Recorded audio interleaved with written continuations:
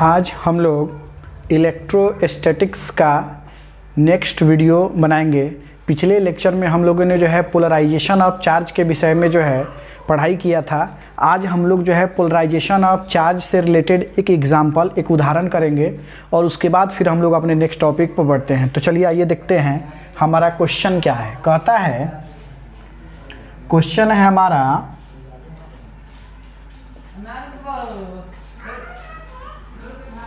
piece of paper is an insulator। देखिए क्या बोल रहा है, piece of paper is an insulator but it attracted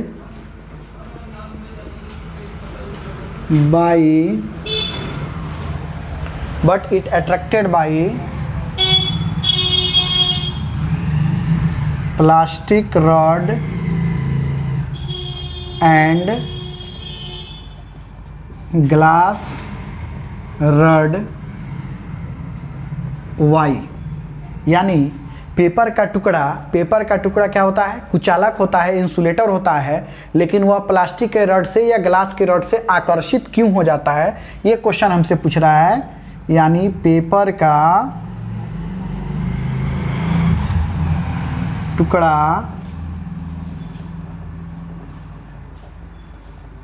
कुचालक होता है परंतु वह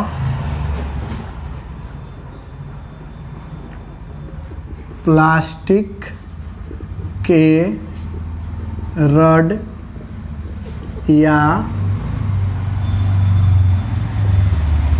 कांच के रड के द्वारा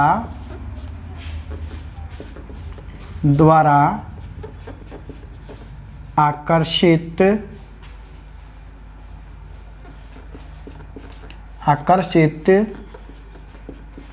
क्यों हो जाता है, ये हमारा क्वेश्चन है। तो चलिए हम इसके सॉल्यूशन को देखते हैं, यानी इसके बारे में, इसके कंसेप्ट को हम लोग समझते हैं कि पेपर का टुकड़ा जो है कुचालक होते हुए भी वह आपको जो है कांच के रड से या प्लास्टिक के रड से आकर्षित क्यों हो जाता है। तो इस तरह का एग्जाम्पल आप लोग जो है 8th 9th 10th क्लास में भी किए होइएगा। कह रहा है कि जो हम पेपर का टुकड़ा लेते हैं, यानी मान लीजिए ये क्या है, हमारा पेपर का टुकड़ा है। तो जो पेपर का टुकड़ा होता है वह क्या होता है, इंसुलेटर तो होता ही है। यह इंसुलेटर यानी यह कुचालक होता है, ये बात हम लोग जानते हैं। लेकिन कुचालक होने के साथ साथ इसके जो मॉलिक्यूल्स होते हैं वो डाइपोल नेचर के होते हैं।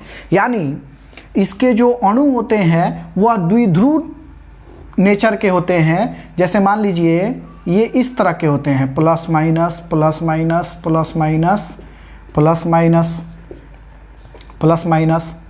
तो हम लोगों ने जो है चार्जिंग बाई पोलराइजेशन में पढ़ा था कि जब इसके बगल में हम एक पॉजिटिव रड को लेकर के आते हैं, यानी नेक्स्ट स्टेप में हम क्या करते हैं, इस टुकड़ा के बगल में जैसे हम एक धनात्मक आवेशित रड को या एक आवेशित रड को लेकर के आते हैं, ये क्या है, पॉजिटिवली चार्ज्ड, यानी ये क्या है, धन आवेशित रड है। तो जैसे इसके बगल में हम लोग लेकर के आएंगे, इस पेपर के टुकड़ा के बगल में इस रड को लेकर के आएंगे, तो क्या होता है, इसके डाइपोल रोटेट होने लगते हैं और इसके डाइपोल जो है वह इस तरह से आपको क्या हो जाएंगे, रोटेट होकर के अरेंज हो जाएंगे। यानी यहाँ माइनस, यहाँ प्लस, यहाँ minus plus minus plus minus plus minus plus minus plus. यानी इसके एक एंड पर क्या हो जाएगा, देखिएगा एक एंड पर क्या हो जाएगा, ये निगेटिव, यानी ये हो जाएगा निगेटिवली चार्ज्ड, और इसका एक एंड क्या हो जाएगा, यहाँ पर ये हो जाएगा पॉजिटिवली चार्ज्ड। और चूंकि प्लस और माइनस के बीच में अट्रैक्शन होता है, इस वजह से जो है पेपर का टुकड़ा क्या होता है, उस रड की तरफ आकर्षित हो जाता है। ठीक है, तो कहता है we know दैट हम जानते हैं कि piece of paper is an insulating material, यानी हम जानते हैं कि पेपर का जो टुकड़ा होता है वह क्या होता है, कुचालक पदार्थ होता है, and it's molecules are present in dipole form. So when we placed it near the positively charged rod, when we placed near the positively charged rod, then dipole start to rotate and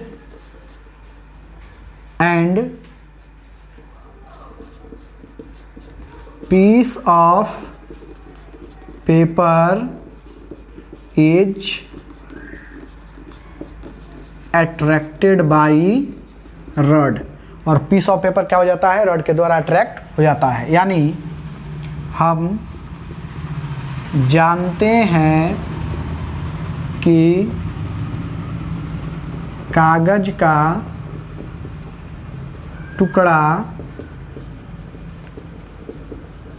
कुचालक होता है तथा इसके अणु द्विध्रुव के रूप में रहते हैं जब हम इसे धनावेशित रॉड के पास रखते हैं, तो जब हम इसे धनावेशित रॉड के पास रखते हैं तो इसके द्विध्रुव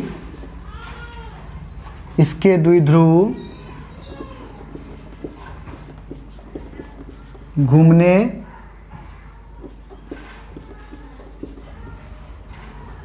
इसके द्विध्रुव घूम जाते हैं, इसके द्विध्रुव घूम जाते हैं,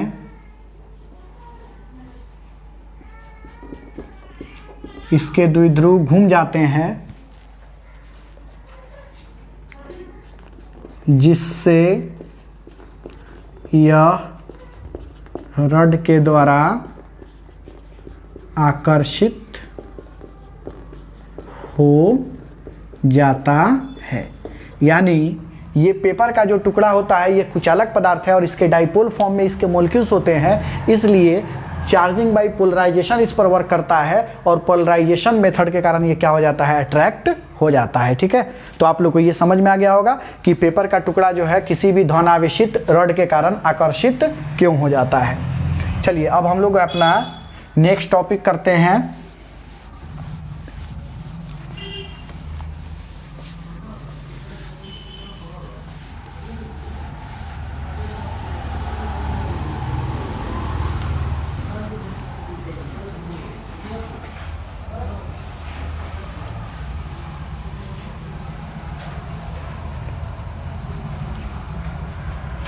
अब हम लोग बात करते हैं प्रॉपर्टीज ऑफ चार्ज का।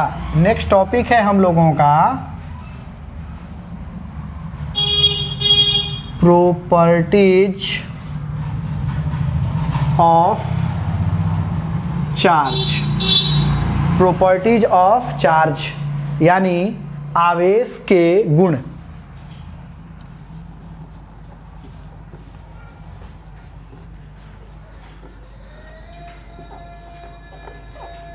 नेक्स्ट टॉपिक है हम लोगों का प्रॉपर्टीज ऑफ चार्ज यानी आवेश के गुण। तो चलिए सबसे पहला नंबर प्रॉपर्टीज का हम बात करते हैं।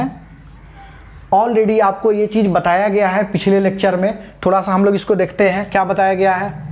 कहता है मान लीजिए हमारे पास जो है ये एक न्यूट्रल बॉडी है। ये क्या है?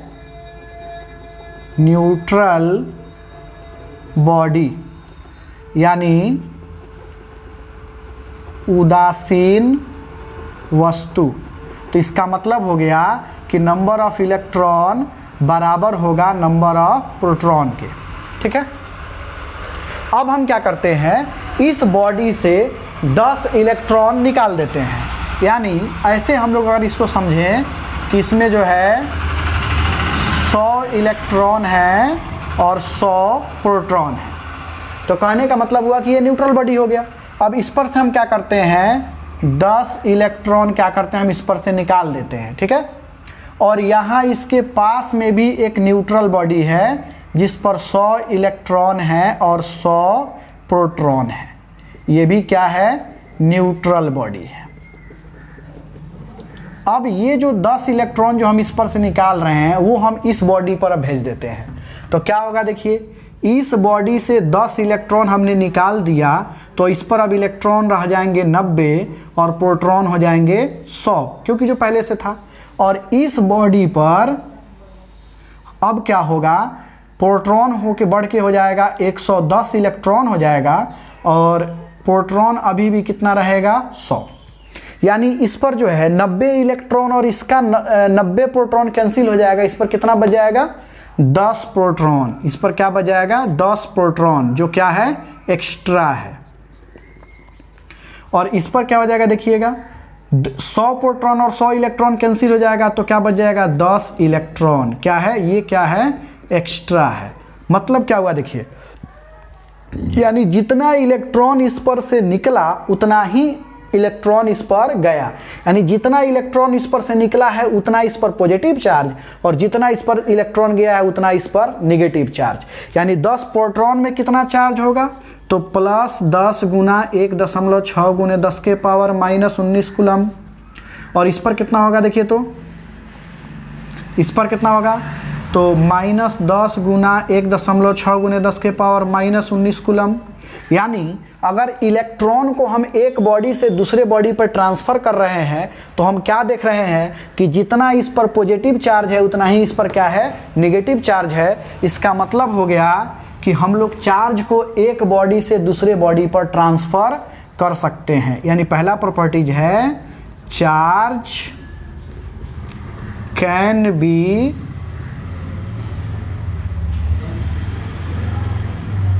transferred from one body to another body। यानी charge can be transferred from one body to another body. यानी आवेश को हम एक वस्तु से दूसरे वस्तु पर स्थानांतरित कर सकते हैं। मतलब यानी यहाँ पर 100 इलेक्ट्रॉन 100 प्रोटॉन था, यहाँ से 10 इलेक्ट्रॉन हमने ट्रांसफ़र किया तो 110 इलेक्ट्रॉन 100 प्रोटॉन हो गया। यानी 10 इलेक्ट्रॉन जब गया तो वो अपने साथ चार्ज भी लेकर के गया होगा, तो चार्ज को हम एक बॉडी से दूसरे बॉडी पर स्थानांतरित कर सकते हैं। ये इसका पहला प्रॉपर्टीज है। सेकेंड प्रॉपर्टीज हम देखते हैं। सेकेंड प्रॉपर्टीज है, जैसे देखिए दूसरा प्रॉपर्टीज हमको क्या बोलता है, सेकेंड प्रॉपर्टीज में मान लीजिए हमारे पास यहाँ एक बॉडी है, इस पर चार्ज है Q1 Q2 Q3। इस पर चार्ज क्या है, Q1 Q2 Q3। तो कहता है इस बॉडी का टोटल चार्ज, कुल आवेश क्या होगा, तो कहता है किसी भी सिस्टम का, किसी भी बॉडी का जो कुल आवेश होता है उस पर स्थित सभी आवेशों का वह सम होता है, यानी अलजेब्रिक सम होता है। तो कह सकता है कि टोटल चार्ज Q बराबर हम कह सकते हैं Q1 plus Q2 plus Q3, यानी इस बॉडी का टोटल चार्ज अगर हमें निकालना हो तो इस तीनों चार्ज का हमने क्या कर दिया, अलजेब्रिक सम कर दिया, यानी इस तीनों को हमने जोड़ दिया। तो हम कह सकते हैं कि total charge of a system is equal to algebraic sum of all charges, यानी सभी आवेशों का जो अलजेब्रिक सम होगा वही उस सिस्टम का कुल आवेश होगा। यानी किसी निकाय का कुल आवेश उस पर स्थित आवेशों के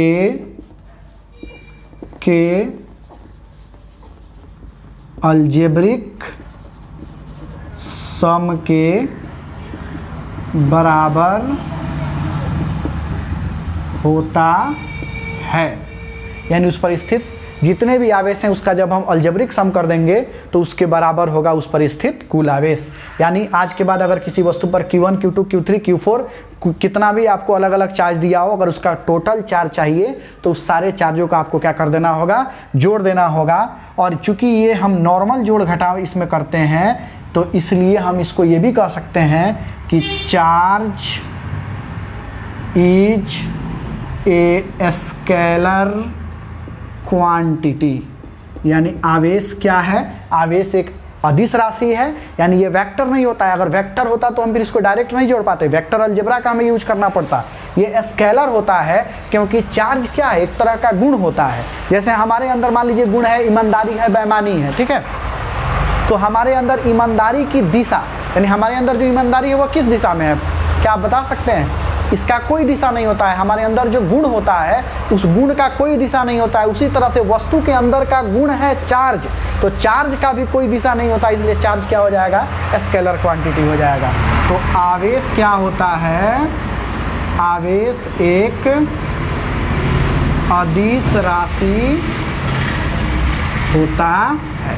यानी चार्ज क्या होता है, चार्ज एक स्केलर क्वांटिटी होता है। ये हम लोग का 3 प्रॉपर्टीज हो गया।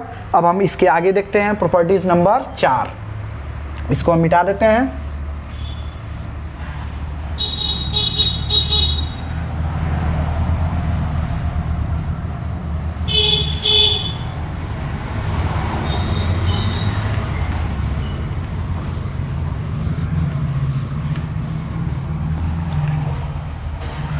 तो चलिए अब हम लोग बात करते हैं इसके प्रॉपर्टीज नंबर 4 का।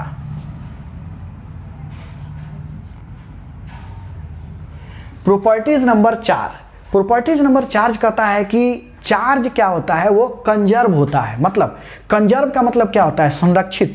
तो इस पूरे ब्रह्मांड के अंदर जो है हम लोग 2 ही चीज़ों को कंजर्वेटिव देखते हैं। एक आपको क्या है, चार्ज है, और दूसरा क्या है, एनर्जी है। यानी कंजर्वेटिव वर्ड का मतलब है कि जिसको हम क्रिएट नहीं कर सकते हैं, जिसको हम उत्पन्न नहीं कर सकते हैं, जिसको हम नष्ट नहीं कर सकते हैं, जिसको हम डिस्ट्रॉय नहीं कर सकते हैं, जिसका हम सिर्फ क्या करते हैं, ट्रांसफर करते हैं। तो हमने ऐसे देखा भी था मेथड ऑफ चार्जिंग में। हम लोग क्या देखे थे मेथड ऑफ चार्जिंग में कि फ्रिक्शन मेथड हो, इंडक्शन मेथड हो, कंडक्शन मेथड हो, पोलराइजेशन मेथड हो, सारे में क्या होता था, चार्ज को एक बड़ी से दूसरे बड़ी में हम लोग ट्रांसफर कर रहे थे। यानी हम लोग जो है चार्ज को क्रिएट या डिस्ट्रॉय नहीं कर सकते हैं। तो चौथा है कंजर्वेशन ऑफ चार्ज, यानी चार्ज, पहले हम इसका हेडिंग एक बना देते हैं, वो है आपका कंजर्वेशन ऑफ चार्ज। यानी हम लोग अभी जो देखने जा रहे हैं चौथा नंबर, वो क्या है,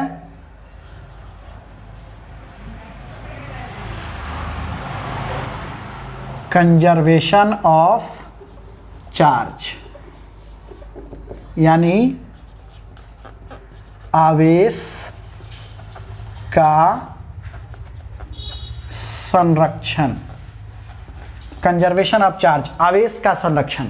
तो सबसे पहले जो है हम लोग कंजर्व का मतलब समझ लेते हैं। कंजर्व वर्ड का मतलब क्या होता है? कंजर्व वर्ड का मतलब होता है संरक्षित, यानी जिसको हम क्रिएट नहीं कर सकते हैं, जिसको हम डिस्ट्रॉय नहीं कर सकते हैं, जिसका सिर्फ हम ट्रांसफर कर सकते हैं, वो क्या होता है? कंजर्वेटिव होता है। ठीक है, तो कहता है कि charge can not be created, या ऐसे लिखिए, चार्ज नाइदर बी क्रिएटेड, ज्यादा सुटेबल रहेगा। Charge neither be created nor be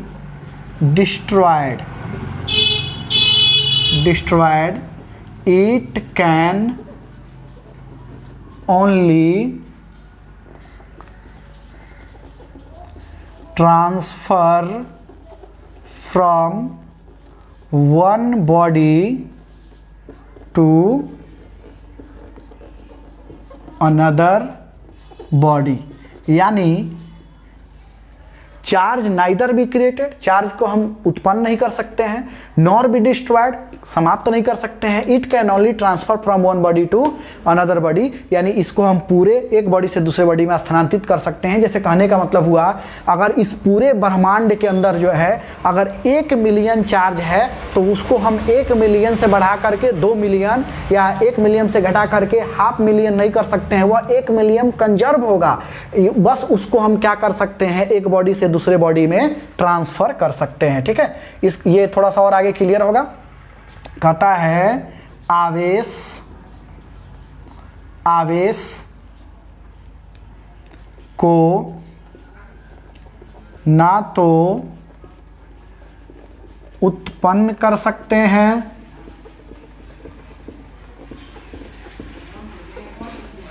और ना तो नष्ट कर सकते हैं, इसे केवल एक वस्तु से दूसरे वस्तु में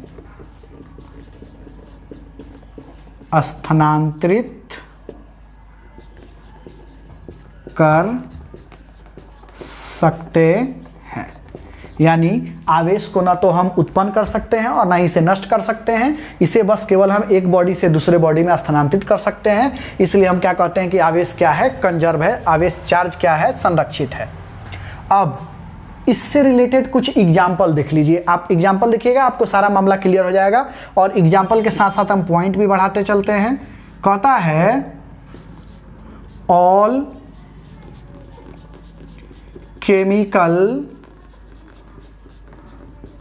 chemical reactions are conserved, यानी सभी रासायनिक अभिक्रियाएं क्या होती हैं? संरक्षित होती हैं। कैसे? तो सभी रासायनिक अभिक्रियाएं संरक्षित होती हैं। सभी रासायनिक अभिक्रियाएं क्या होती हैं? संरक्षित होती हैं। थोड़ा इसको एग्जाम्पल से समझते हैं। कहता है हम लोगों ने देखा है HCl का जब हम रिएक्शन कराते हैं तो क्या बनता है? H प्लस और Cl-। क्या बनता है? H प्लस और Cl-। ठीक है, अब थोड़ा सा ध्यान दीजिएगा। कहता है कि H, यानी इसमें टोटल इलेक्ट्रॉन, अभी हम बात कर रहे हैं बिफोर रिएक्शन का। ये किसका हम बात कर रहे हैं? बिफोर रिएक्शन का हम लोग बात कर रहे हैं। यानी बिफोर रिएक्शन क्या होता है, हम लोग ये बात कर रहे हैं। अभी हम लोग बात कर रहे हैं बिफोर रिएक्शन, यानी अभिक्रिया के पहले। तो टोटल इलेक्ट्रॉन कितने हैं? तो टोटल इलेक्ट्रॉन है हाइड्रोजन में एक और क्लोरीन में 17। टोटल इलेक्ट्रॉन कितने हो गए? 18। टोटल प्रोटॉन कितने हैं? टोटल प्रोटॉन कितने हैं इसको हम यहाँ पे आप लोग को नहीं दिख रहा होगा, ठीक है, इसलिए इसको क्या करते हैं, एग्जाम्पल को हम यहाँ से मिटा देते हैं और आगे इसको फ्रेश कर देते हैं ताकि आपको क्लियर दिखाई देगा। तो एग्जाम्पल हम लोग क्या लिए हैं? HCl। क्या लिए हैं? HCl। एग्जाम्पल में हम लोगों ने लिया है HCl। इसका जब रिएक्शन कराते हैं तो ये बनता है H+ और Cl-। ये है before reaction. Before reaction total electron कितना है? तो टोटल इलेक्ट्रॉन देखिए, हाइड्रोजन का 1 और क्लोरीन का 17। टोटल इलेक्ट्रॉन कितना है? 18। टोटल प्रोटॉन देखिए, फिर से हाइड्रोजन का 1 और क्लोरीन का 17, कितना हो गया? 18। तो इस पर जो है टोटल चार्ज कितना होगा इलेक्ट्रॉन पर? तो -18 गुना 1.6 × 10⁻⁻19 कूलम। टोटल प्रोटॉन पे चार्ज कितना होगा? तो +18 गुना 1.6 × 10⁻⁻19 कूलम। तो अब कहता है कि इस पर टोटल चार्ज कितना हो जाएगा? तो टोटल चार्ज हो जाएगा, जब हम इसको जोड़ देंगे तो टोटल चार्ज हो जाएगा 0। कब? रिएक्शन के पहले। अब हम यहाँ देखते हैं आफ्टर रिएक्शन। अब हम क्या देखते हैं? ये वाला पोर्शन हम देख रहे हैं, after reaction. After reaction number of electron कितना है? 1। नंबर ऑफ प्रोटॉन कितना है? 1। तो इस पर चार्ज कितना होगा? -1.6 × 10⁻⁻19 कूलम। और इस पर चार्ज कितना होगा? +1.6 × 10⁻⁻19 कूलम। और टोटल चार्ज कितना होगा? टोटल चार्ज हमारा फिर से हो जाएगा 0। यानी रिएक्शन के पहले भी चार्ज 0 था, रिएक्शन के बाद भी चार्ज 0 है। यानी हमारा चार्ज क्या हुआ? सिर्फ ट्रांसफ़र हुआ, ना तो चार्ज क्रिएट हुआ और ना ही चार्ज डिस्ट्रॉय हुआ। यानी रिएक्शन के पहले कुल आवेश 0 है तथा रिएक्शन के बाद कुल आवेश 0 है, अर्थात चार्ज यानी आवेश न तो क्रिएट हुआ और न ही डिस्ट्रॉय हुआ, यह केवल ट्रांसफ़र हुआ। ठीक है, तो ये था हम लोगों का all chemical reactions are conserved, यानी कंजर्वेशन ऑफ चार्ज से रिलेटेड बात में एक एग्जाम्पल हो गया। अब हम लोग इसके आगे बढ़ते हैं, पॉइंट नंबर 5 को देखेंगे। 4 के बाद point number 5।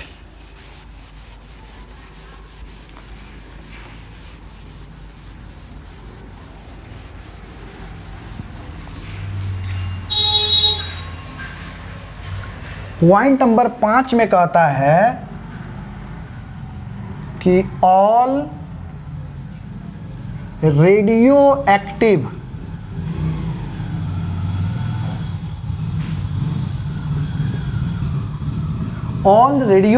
Reactions are conserved. Radioactive reactions का मतलब रेडियो सक्रिय अभिक्रियाएं, जो हम लोग रेडियो एक्टिविटी चैप्टर में या मॉडर्न फिजिक्स में जिसको हम लोग पढ़ेंगे, तो कहता है कि सभी रेडियो सक्रिय अभिक्रियाएं भी संरक्षित होती हैं, यानी सभी रेडियो एक्टिव रिएक्शंस भी क्या होती हैं, कंजर्व होती हैं। पॉइंट नंबर 6 हम लोग पढ़े थे charging by induction, charging by induction. तो चार्जिंग बाई इंडक्शन भी क्या होता है, कंजर्व होता है, यानी charging by induction is also conserved, यानी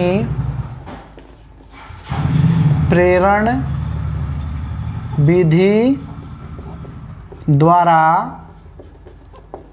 आवेशन संरक्षित होता है, संरक्षित होता है।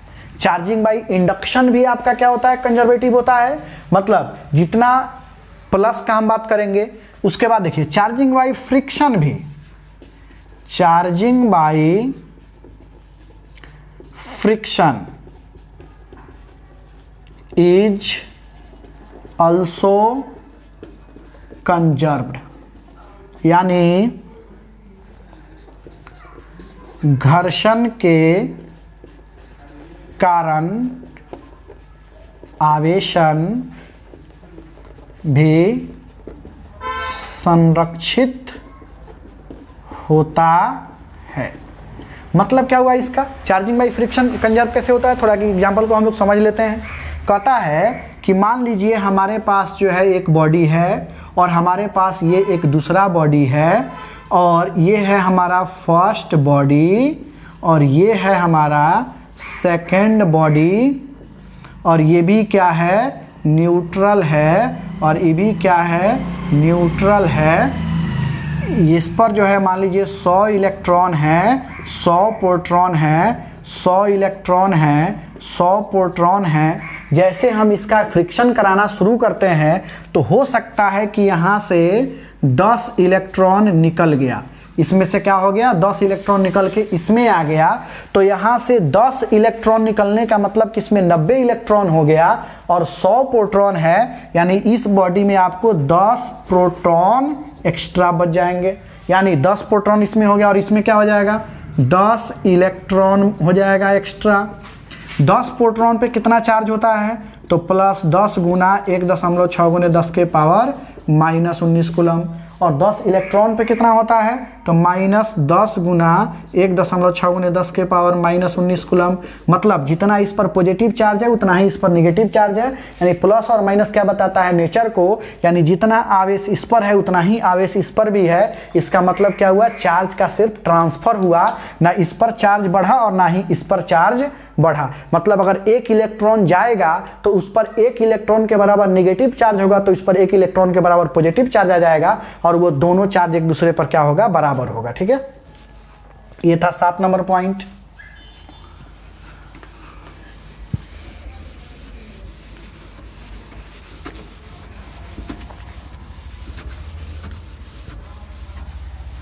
अब हम लोग बात करते हैं पॉइंट नंबर 8 का। पॉइंट नंबर 8 कहता है चार्जिंग बाई पोलराइजेशन भी कंजर्वेटिव होता है, यानी charging by polarisation is also conservative. Charging by polarisation भी क्या होता है, संरक्षित होता है। मतलब ध्रुवन विधि के द्वारा आवेशन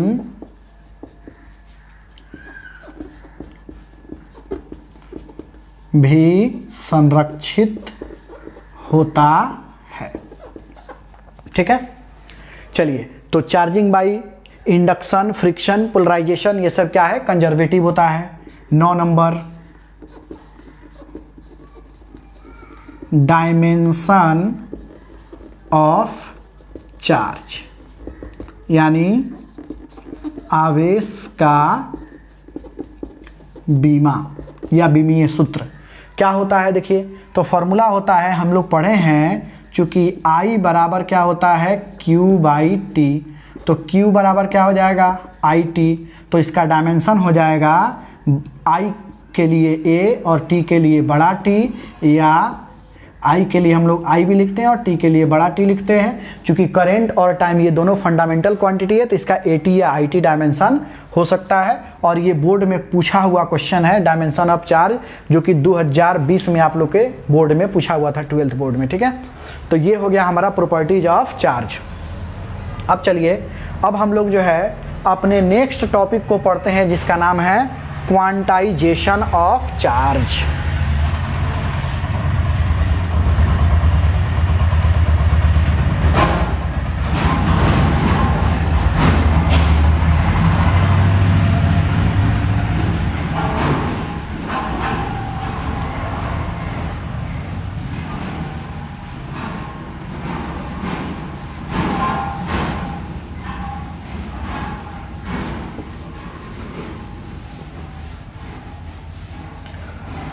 तो अब हम लोग अपना एक नया टॉपिक स्टार्ट करते हैं, जिसका नाम है क्वांटाइजेशन ऑफ चार्ज।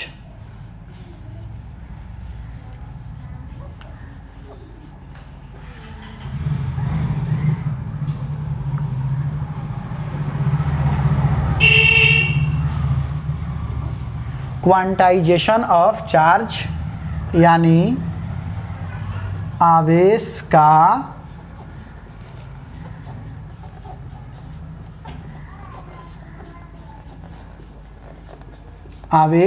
क्वांटमीकरण। ठीक है, तो आवेश का क्वांटमीकरण को पढ़ने से पहले हम लोग जो है एक टॉपिक देखते हैं, क्वांटा। क्वांटा का मतलब क्या होता है? इसका एक्चुअल मीनिंग होता है पैकेट। ठीक है, तो क्वांटा का मतलब क्या होता है? और एक चीज हम लोग देखते हैं, कंटिन्यूअस।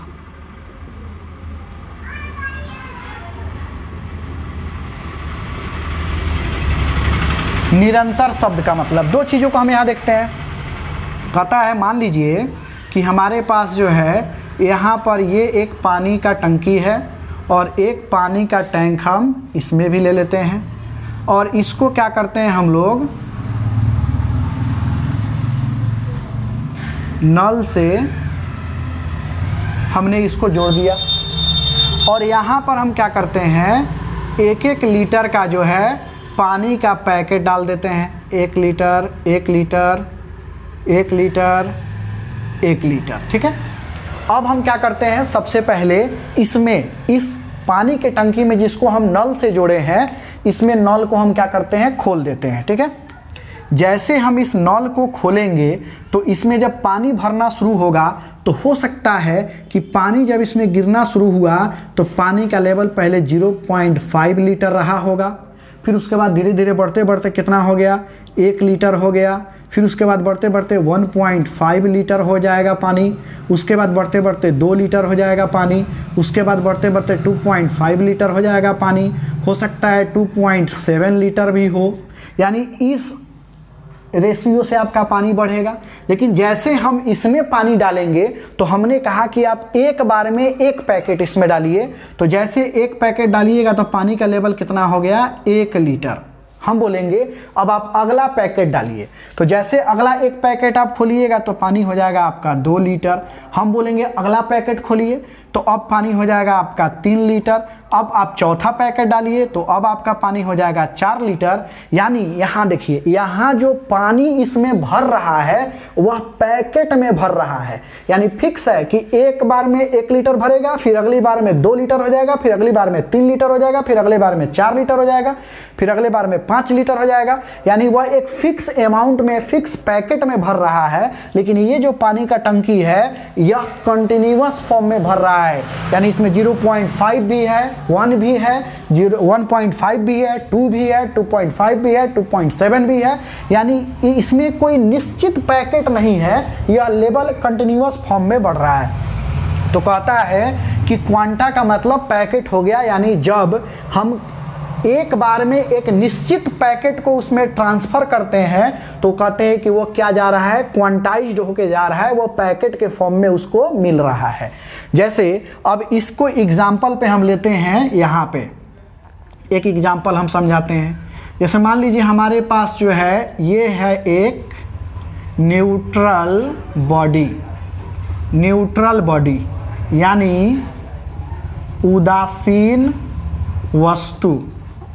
उदासीन वस्तु है मतलब नंबर ऑफ इलेक्ट्रॉन बराबर होगा नंबर ऑफ प्रोटॉन। ठीक है, अब हम आपको क्या बोले कि इस न्यूट्रल बॉडी पर कहीं से आप एक इलेक्ट्रॉन भेजते हैं, यानी इस पर क्या होता है, कहीं से एक इलेक्ट्रॉन आता है। तो देखिए अब एक इलेक्ट्रॉन का मतलब क्या हुआ, एक इलेक्ट्रॉन एक कण है और उस पर कितना जो है चार्ज होता है, तो एक इलेक्ट्रॉन पे चार्ज होता है 1.6 गुने 10 के power -19 coulomb negative.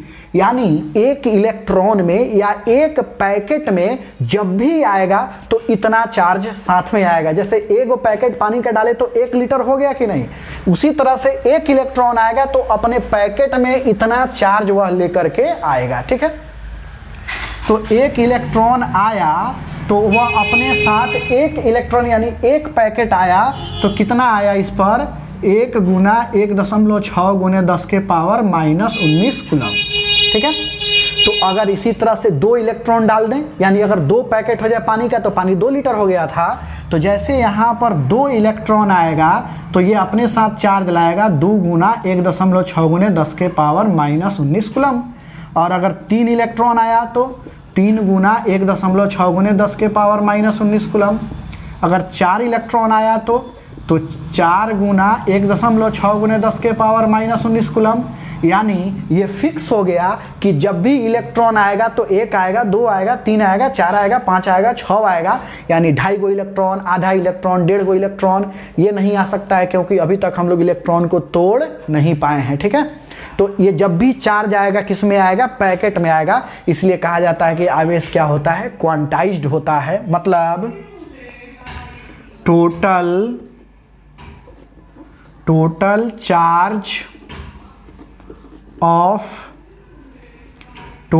Charge of a body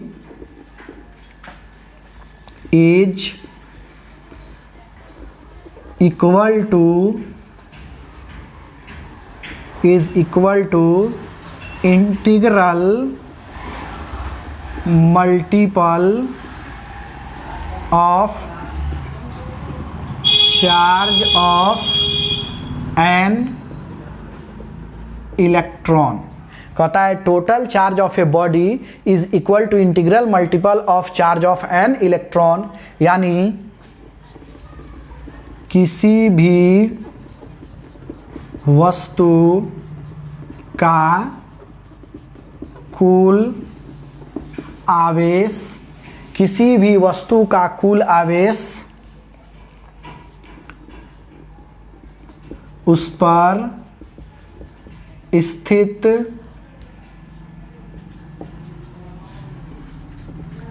electron के आवेश के पूर्णांक गुणज में होता है। जैसे अगर हम इसका बात करें मैथमेटिकली का तो ये हो जाएगा Q बराबर ±n इंटू E। यानी जहाँ पर Q क्या है तो उस बॉडी का चार्ज है, यानी चार्ज ऑफ बॉडी यानी वस्तु का आवेश है, और n क्या है, ये है इंटीजर, यानी n के जगह पर ±1 2 3 4 ये होगा। और E क्या है तो E का मान होता है 1.6 गुने 10 के पावर -19। ठीक है, यानी अगर किसी वस्तु पर, किसी बॉडी पर अगर 10 इलेक्ट्रॉन है, यानी उस इलेक्ट्रॉन की संख्या कितनी है, 10 है, ठीक है, तो हम लोग क्या करेंगे, उसके संख्या में एक इलेक्ट्रॉन पर जो चार्ज होता है उससे गुना कर देंगे, यानी 10 गुना 1.6 गुना 10 के पावर -19 कूलम। यानी हमको संख्या पता होना चाहिए उस बॉडी पर, हम उसके चार्ज का कैलकुलेशन कर देंगे। अगर एक इलेक्ट्रॉन है तो 1 गुना 1.6 गुना 10 के पावर -19 कूलम, 2 इलेक्ट्रॉन है तो 2 से गुना कर देंगे, 3 इलेक्ट्रॉन है तो 1.6 10 के पावर -19 में 3 से गुना करेंगे। अगर 500 इलेक्ट्रॉन है तो 1.6 गुना 10 के पावर -19 से 500 में गुना करेंगे। अगर 1000 इलेक्ट्रॉन है तो 1.6 गुना 10 के पावर -19 से 1000 से गुना करेंगे। यानी हमको सिर्फ उसका संख्या पता होना चाहिए इलेक्ट्रॉन का, उस बॉडी का हम कुल आवेश निकाल देंगे। यही क्वांटाइजेशन ऑफ चार्ज का मतलब कहता है। यानी किसी भी वस्तु पर इलेक्ट्रॉन का संख्या आप हमको दे दीजिए, उस वस्तु के कुल आवेश का कैलकुलेशन हम आपको इस फॉर्मूला के तहत कर देंगे, Q बराबर N × E के तहत कर देंगे, जहां N के जगह पर उस वस्तु का संख्या रखेंगे और E के जगह पर E का मान रखेंगे 1.6 गुना 10 के पावर -19 कूलम। अब ये संख्या पॉजिटिव और निगेटिव कहने का मतलब हुआ कि निगेटिव चार्ज के लिए हम इसको माइनस में लेंगे और पॉजिटिव चार्ज के लिए हम इसको क्या लेंगे, प्लस में लेंगे, ठीक है। तो ये था हम लोग का क्वांटाइजेशन ऑफ चार्ज का टॉपिक। अब इससे रिलेटेड हम लोग जो है 1-2 नोट लिख लेते हैं।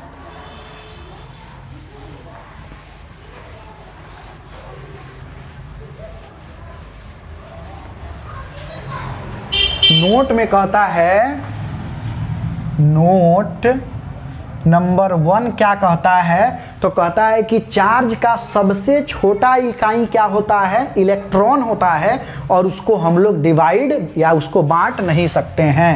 यानी smallest unit of charge is, smallest unit of charge is electron and it cannot be divided, मतलब इसको हम लोग तोड़ नहीं सकते हैं। यानी आवेश का सबसे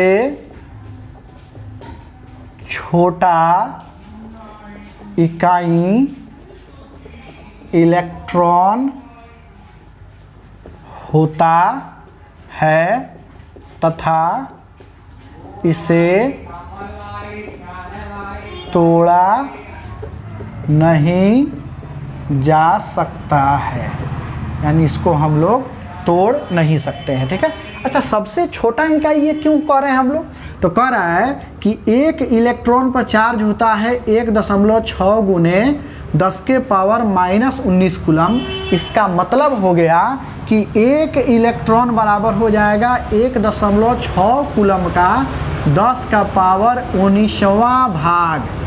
क्या हो जाएगा, यानी 1.6 कूलम का 10 का पावर 19वां भाग करेंगे, 10 के पावर 19 टुकड़ा जब उसको बांटेंगे तो वो मिलेगा हमको 1 इलेक्ट्रॉन के बराबर। इसलिए यह चार्ज का सबसे छोटा इकाई इसको माना गया है और इससे छोटा नहीं किया जा सकता है, ठीक है। तो ये था हम लोग का जो है इसका प्रॉपर्टीज।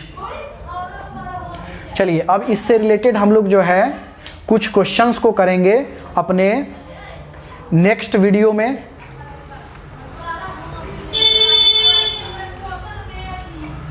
चलिए ठीक है, इसके लिए बहुत बहुत धन्यवाद। हम लोग इसके नेक्स्ट पार्ट को जो है अपने अगले वीडियो में करेंगे।